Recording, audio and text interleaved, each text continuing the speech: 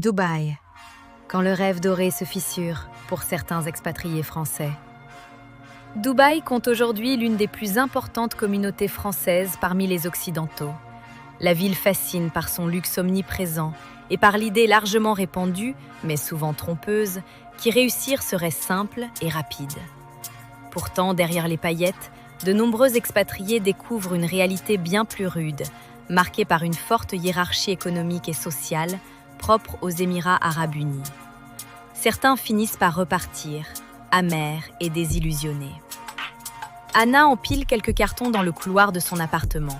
« C'est mon 3e déménagement en 1 an. J'ai appris à voyager léger », confie-t-elle avec un sourire fatigué. À 37 ans, cette communicante ne pensait pas enchaîner les colocations.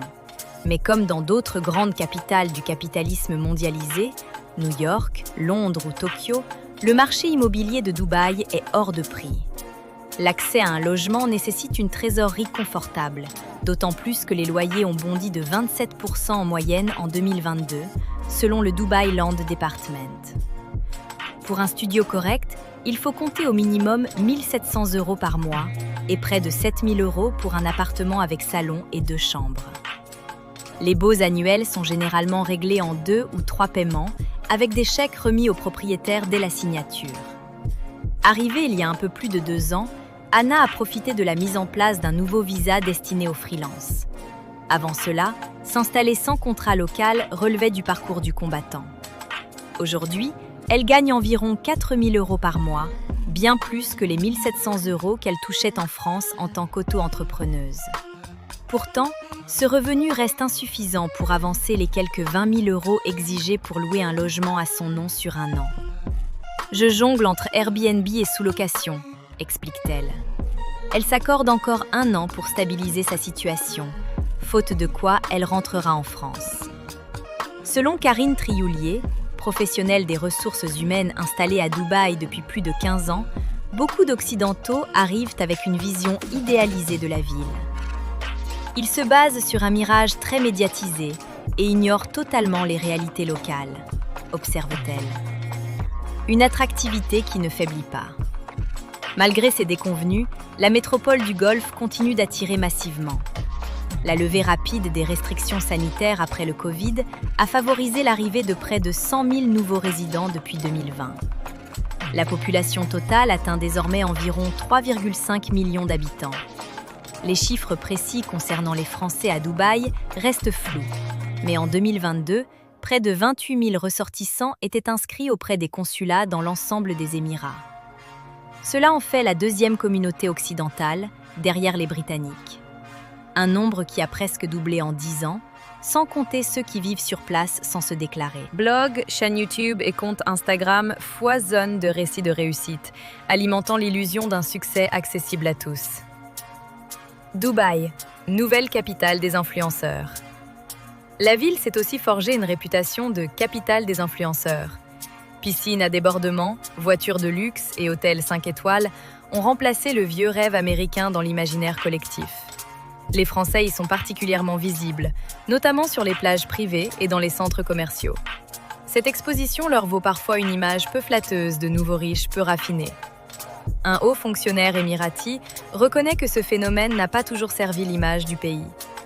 Nous comprenons mal leur métier, si ce n'est qu'ils font de la publicité à l'ère numérique. Mais après tout, ce n'est pas plus dérangeant que la prostitution visible dans les halls d'hôtels. Lâche-t-il avec fatalisme. De nombreuses agences se sont spécialisées dans l'accompagnement de ces profils, leur promettant une ascension sociale rapide. Certaines, comme Shona Evans, ont largement contribué à populariser ce modèle, même si leurs fondateurs ont parfois eux-mêmes quitté Dubaï depuis. La fin du mythe de l'Eldorado. Malgré tout, les agences continuent de se multiplier. Juliette, qui travaille pour l'une d'elles, explique qu'elles existent pour presque tous les métiers, communication, droit, médecine, ressources humaines.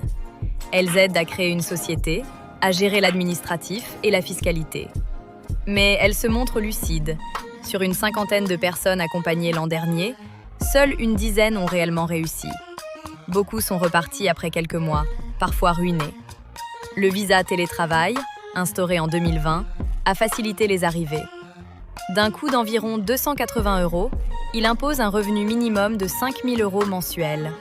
Des conditions plus souples que celles d'un visa de travail classique, mais qui encouragent certains à tenter leur chance sans préparation suffisante. Sur les réseaux sociaux, les messages d'avertissement se multiplient. Dans le groupe Facebook « Les expats à Dubaï », plusieurs membres alertent sur la saturation du marché de l'emploi et la concurrence féroce. Sans profil très qualifié, l'échec est fréquent. 2 profils d'expatriés. Un clivage net se dessine entre ceux qui arrivent en espérant un succès facile et ceux qui disposent déjà de moyens solides. Les salariés bénéficiant d'une allocation logement peuvent plus facilement s'installer, voire investir.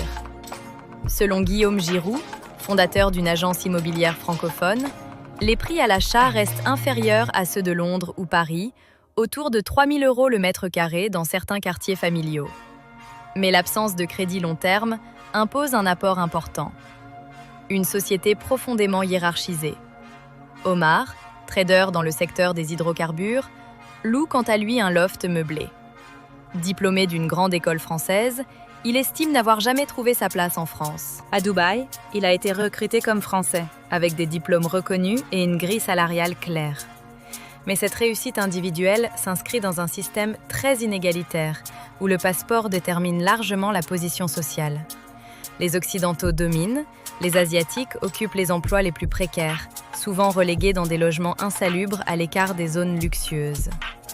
Comme le résume un responsable émirati, la vie à Dubaï obéit à une logique presque darwinienne.